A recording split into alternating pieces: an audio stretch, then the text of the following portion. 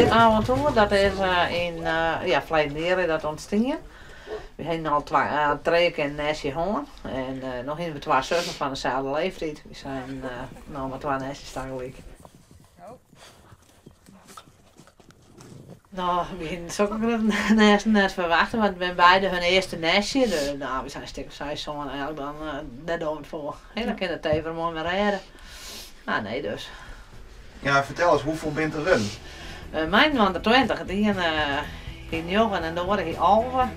2 nestje en dan met 2 van Degen.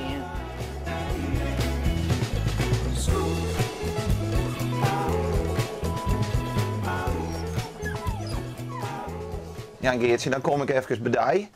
Want ze moet al even zwaarder worden. Ja. Hoe dreig is het hoorn? Nou, heel dreig. Ja, nee, allemaal 3 uren. Nou ja, en dan 18 en in het begin dan een fles, dan drinken ze echt nog net zo goed. Dus dan ben je zo'n kwartier met je een pub bezig. Dus het is haastlopende bandwerk. Ja, maar nou hoe ze maar 3 keer 1000 met brakjes, dus dat scheelt.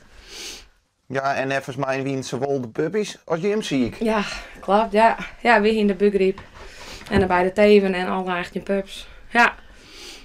En hoe pak je dat dan om? Want dan ben je zelfs ik net fit, lijkt het mij. Nee. Ja, dan gaan de pubs voor, dan zit je ziek in het hok.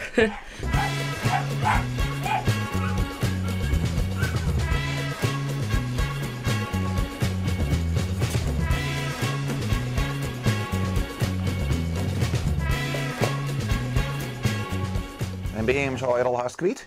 Ja, we gaan naar je beschikbaar. Ja, een kwartier even. Ja. En verder is alles Alles wat, ja. Maar hoe hoor je hem zo uit elkaar? Ja, de tekening.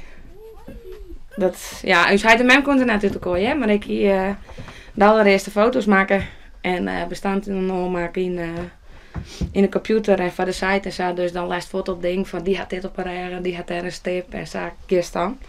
En in dit avontuur voor verhelling vatbaar? Nou, geen 2 nestjes. Nee.